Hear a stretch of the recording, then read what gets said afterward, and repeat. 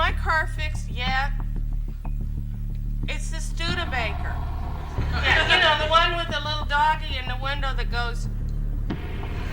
Carol Burnett made millions laugh for 11 straight years, but in 1977 she did something that moved her entire crew to tears. It was a sketch that aired only once, but it broke viewers' hearts. Critics called it brilliant, awards flooded in, and yet Carol never watched it again, not once in 47 years. She said it was too real. The pain in the performance hit so close to home that even America's funniest woman couldn't face seeing herself in it. Born on April 26, 1933, in San Antonio, Texas, Carol Burnett's life began under a heavy shadow. Both of her parents were alcoholics. Her father, who worked in movie theaters, couldn't keep a steady job, and her mother was emotionally distant and consumed by her drinking. By the time Carol was just a toddler, she already knew what it meant to feel unwanted. The people who were supposed to care for her had chosen addiction over love. Eventually, both her parents died of alcohol-related illnesses. When they completely gave up on raising her, Carol was taken in by her maternal grandmother, Mabel White. In 1940, they left Texas and moved to Hollywood, but there was no glamour waiting. They lived in a tiny, dilapidated room in a rundown boarding house filled with addicts, the mentally ill, and people clinging to hope while living on welfare. They survived on $20 a week. It wasn't enough for food, much less for dreams. But for the first time, Carol had something she'd never had before: unconditional love. She was poor, but she was finally safe. In that chaos, Carol created an escape, an imaginary twin sister named Karen, confident, pretty, and everything Carol wasn't. She performed the role so convincingly that the other tenants believed Karen was real. She'd run up the fire escape, change clothes, and come back down as her bubbly alter ego. That others played along said a lot about how much everyone there needed something joyful to believe in, and it also revealed the acting chops of a young girl who had never been on stage. Some escapes were more tangible. Every Saturday, Carol and her grandmother scraped together 25 cents, more than 10% of their weekly income, to go to the movies. In those dark theaters, Carol watched a better world unfold: dancing, love, laughter, and order. When the films ended, they'd quietly steal toilet paper from the theater bathroom, because they couldn't afford it at home. That's how desperate they were. But those Saturday afternoons also sparked something in Carol. When she first heard Johnny Weissmuller's Tarzan yell in a film, she became obsessed with mimicking it, practicing over and over, not realizing she was developing incredible breath control and vocal skill. That yell would later become one of her comic trademarks on stage. Despite her circumstances, Carol dreamed of becoming a journalist, a dream she inherited from her mother. She wanted to go to UCLA but didn't have the $50 for tuition. That could have ended her dream. But then, a miracle. A stranger she never identified stepped in and paid her tuition, no strings attached. At UCLA, she planned to study journalism, but one elective theater class changed her life. For the first time, she felt seen. She was loud, funny, and free. That classroom gave her purpose, and a new dream. She changed her major and never looked back. By the end of her first year, Carol was named UCLA's most promising newcomer in theater. It wasn't just a title, it was confirmation that she had talent worth nurturing. It gave her the confidence to take bigger risks. Then, in 1954, while working as an usherette for 65 cents an hour, Carol met another stranger who would alter her life. At a San Diego party, a sharply dressed millionaire shipbuilder overheard her talking about wanting to go to New York. He offered $1,000 each to Carol and her boyfriend Don Soroyan, with 3 conditions: never reveal his name, use the money only to pursue the dream, and help others if they made it. With $2,000 in hand, Carol and Don left UCLA and headed to New York in 1954, despite her never having traveled further than Texas. They checked into the Algonquin Hotel at $9 a night, but money quickly ran low. Carol even broke down crying during a collect call home. Then, like fate, a hurricane named Carol was announced on the radio. She took it as a sign to stay. They found shelter at the Rehearsal Club, a boarding house for aspiring actresses. Carol slept in a shared room with 4 other girls for $18 a week. The place was cramped, chaotic, and magical. She worked nights as a hat-check girl and auditioned by day. In March 1955, she performed in the Rehearsal Club Review, and to everyone's shock, celebrities like Marlene Dietrich showed up. That same year, she got her first big break singing a love ballad about the U.S. Secretary of State John Foster Dulles, a joke song that somehow became her signature. Her deadpan delivery made audiences howl. It landed her on the Jack Paar Show, then the Ed Sullivan Show. On January 6, 1957, she performed live on Ed Sullivan, trembling with nerves. But she nailed it. In August, she returned with another song parody and became the talk of New York comedy. Roles followed, small ones at first, like playing a ventriloquist dummy's girlfriend on The Paul Winchell Show, and later on the short-lived Stanley with Buddy Hackett. Everything changed in 1959 when she landed the lead in Once Upon a Mattress, an off-Broadway musical that transferred to Broadway. She played Princess Winifred, a clumsy, loud, unprincessy princess, and won audiences over. The show earned her a Tony nomination. On June 22, 1959, exactly 5 years after receiving that anonymous gift, Carol and Don paid the $2,000 back. The man never responded. By then, Carol was earning $500 a week, a fortune to her. The show ran for 470 performances, and when she left in June 1960, it closed a week later. No one could replace her. That same year, she joined The Gary Moore Show, launching her into full stardom. From 1959 to 1962, she became a household name. Her cleaning lady character became iconic. In 1962, she won her first Emmy. But the real impact of Carol Burnett was only beginning. That show shaped Carol Burnett not just in fame but in form. The Gary Moore Show taught her everything: timing, risk, and the magic of character. Moore's off-the-cuff cue / and a warm-ups with a live audience would later inspire Carol's signature audience interactions. The show also launched stars like Don Knotts and Jonathan Winters and ran from 1950 to 1967, becoming one of the most influential variety shows in television history. For Carol, it was a masterclass, one that laid the foundation for what was to come. In 1962, another spark of magic struck, this time at Carnegie Hall.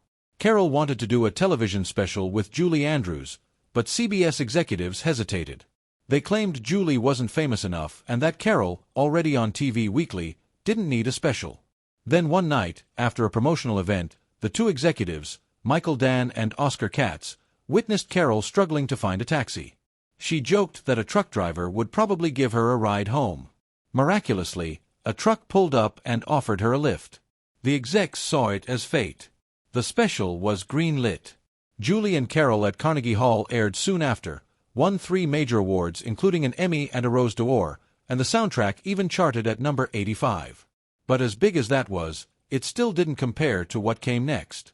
On September 11, 1967, The Carol Burnett Show premiered, and television changed forever. For 11 straight seasons, from 1967 to 1978, the show pulled in 30 million viewers every week. That kind of consistent viewership was unheard of. It wasn't just popular, it was a cultural event. Time magazine later listed it among the 100 greatest shows of all time. TV Guide ranked it 17th. Variety placed it at number 23. But the numbers weren't the point, the legacy was. The show pioneered something new: live comedy sketches in front of a studio audience. It was fresh, risky, and set the template for shows like Saturday Night Live. But more than the format, Carol herself broke barriers. She became one of the first women in TV history to lead her own variety show. At a time when television was still overwhelmingly male, she changed the rules and opened doors for future generations of women in comedy. Whether it aired Monday at 10 p.m. or Saturday night in a later slot, people watched. The show's staying power was unmatched. During its 11-year run, The Carol Burnett Show won an astonishing 25 Primetime Emmy Awards. And the accolades were diverse: writing, choreography, musical content, and Best Variety Series. Harvey Korman took home 4 Emmys in 1969, 1971, 1972, and 1974 for Outstanding Supporting Performance. Tim Conway also won 4, 3 for acting and 1 for writing. Even in its final season, the show went out with a bang, sweeping multiple categories including Best Variety Series. Carol herself earned 2 Golden Globes for Best Actress in a Comedy or Musical in 1977 and 1978. The show also won the People's Choice Award for Favorite Variety Program 3 years in a row, 1975, 1977, and 1978. No other variety show has come close to that level of recognition. But behind the laughter, things weren't always easy. During the show's 7th season, a serious rift emerged. Harvey Korman, normally the comic anchor, was in a foul mood. Tim Conway and Petula Clark were guest stars that week, two of the kindest in the business, but Korman was rude and irritable. Carol, who usually let things slide, had enough. After the Friday taping, she pulled him aside. "What's going on?" she asked. His answer was brutal, "I'm just not happy here." Then he slammed his dressing room door in her face. Carol didn't wait. She called his agent and fired him. But over the weekend, Korman had a change of heart. He begged to come back. Carol agreed, with one condition: "Monday morning, I want to see you skipping and whistling down the hallway at CBS." And that's exactly what he did. When the elevator doors opened that Monday, he was skipping and whistling. Carol burst out laughing and had a plaque made for his door, "Mr. Happy-Go-Lucky." Korman stayed with the show through season 10. Then came Tim Conway, the show's wild card. His rule was simple: never give 100% in rehearsals. He saved his best bits for the live tapings, even if it threw everyone else off. "Some of it comes on the spur of the moment," he once said, "and some I keep in the back of my mind." It meant every performance felt spontaneous and fresh. Harvey Korman said it best: "He never does anything the same way twice." The most famous example: the infamous Elephant Story sketch. During a scene from The Family, Conway launched into a ridiculous, improvised story about a circus elephant. Carol Burnett, Vicki Lawrence, and Dick Van Dyke tried everything to stay in character, but the story kept getting stranger and funnier.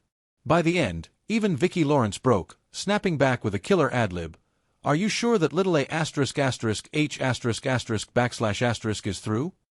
The entire cast lost it. Even Conway broke into hysterics. These unscripted moments became the heart of the show, raw, real, and unforgettable. But not every moment was light. In 1977, one sketch pushed Carol to an emotional edge. It came from the Family series, where she played Eunice Higgins, a woman buried in bitterness and crushed dreams. Usually the sketch mixed comedy with dysfunction, but this one, titled The Gong Show, did something different. There were no jokes, just pain. Eunice believes a talent show is her big break, only to be mocked by the judges. One of them, played by real-life game show host Alan Ludden, delivers the final blow. Carol played it straight: no funny accent, no slapstick. The camera lingered on Eunice's tear-streaked face as the lights dimmed. No music. No applause. Just silence and heartbreak. Viewers were stunned. Critics raved. But Carol never watched it again. In a 2010 interview, she explained why: "Eunice's pain felt like my own." The sketch struck a nerve because it was personal. Carol knew what it was like to dream big and be laughed at.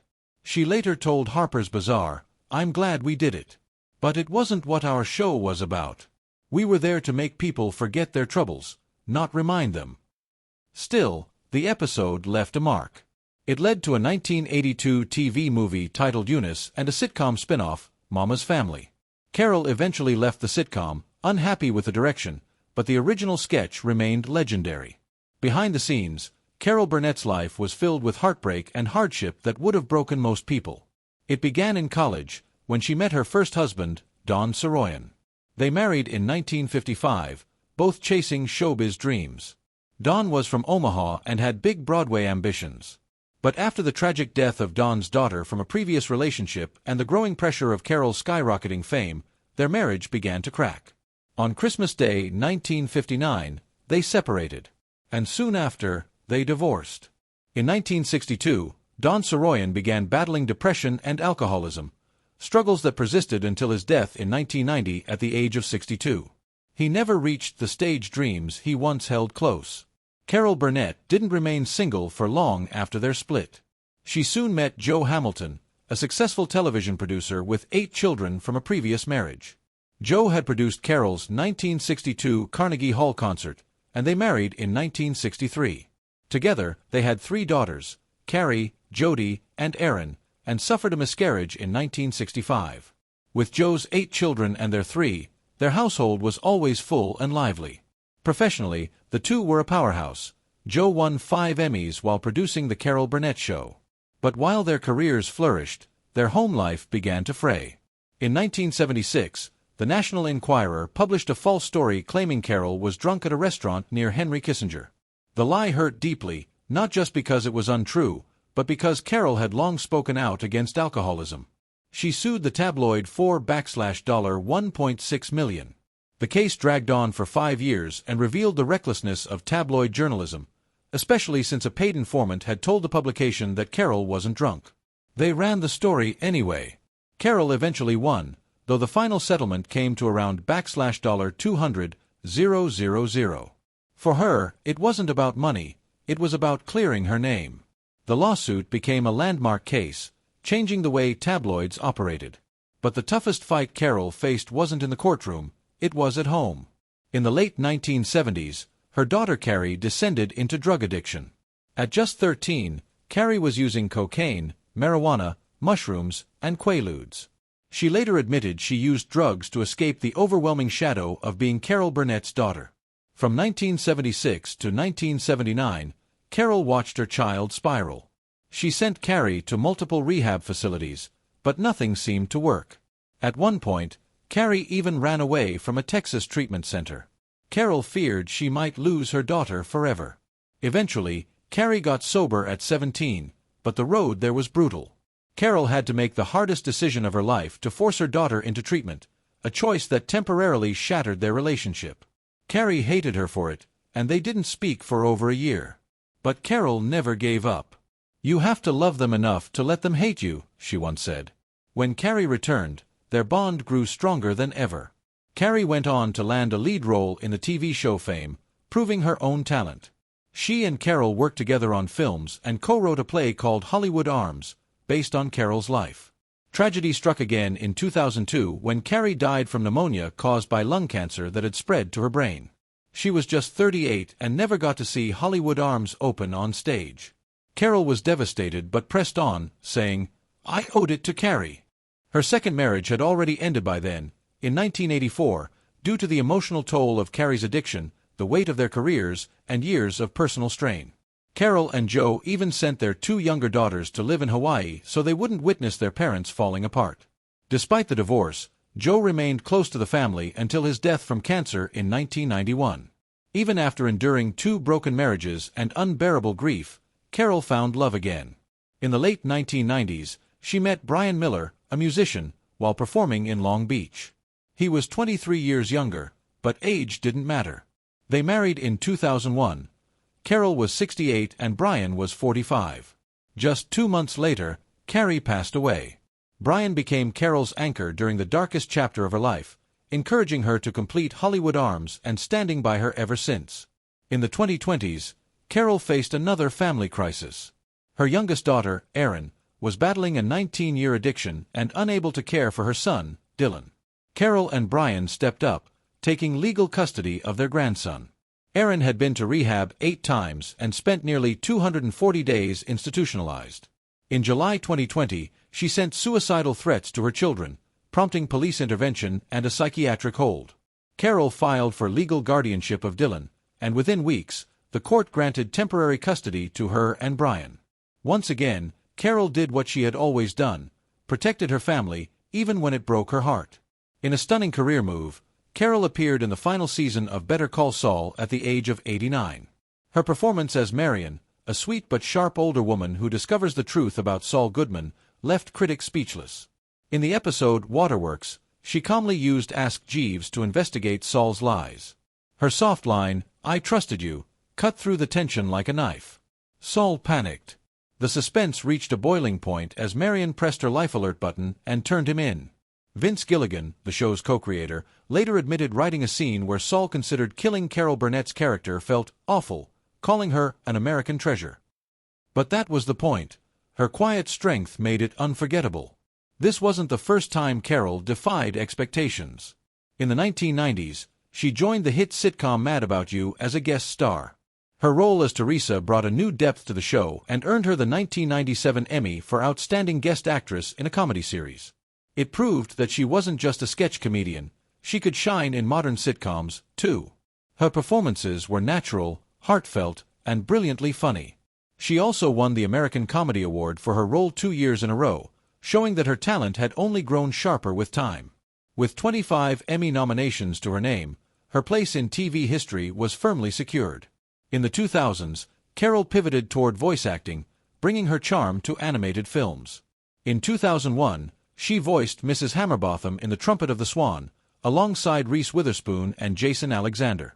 Then, in 2008, she joined Horton Hears a Who, a CGI adaptation of the Dr. Seuss classic, voicing opposite Jim Carrey and Steve Carell. The film became a global success, earning $298 million on an $85 million budget.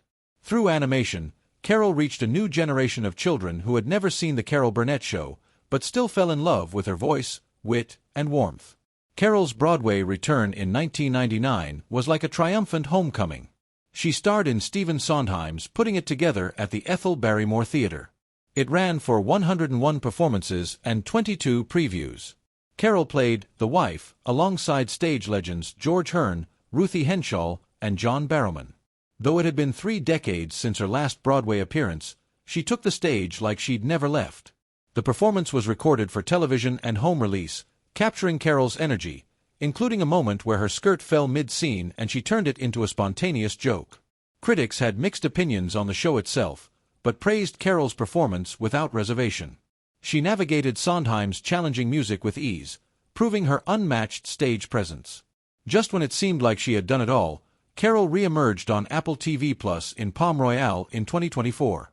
She played Norma Delacorte, a wealthy Palm Beach woman who spends most of the series in a coma, until she suddenly wakes up. The role was physically and vocally demanding. Carol had to perform intricate physical comedy and improvise gibberish to simulate a character relearning speech. She nailed it all. At the age of 91. Her improvisation was so effective it earned her a nomination for Outstanding Supporting Actress in a Comedy Series, making her the oldest female nominee in Emmy history. Palm Royale premiered on March 20, 2024, and earned 11 Emmy nominations. The cast included Kristen Wiig, Ricky Martin, Laura Dern, and Allison Janney, but Carol still stood out. Once again, a new generation discovered the brilliance of a woman who had been entertaining the world for over 70 years.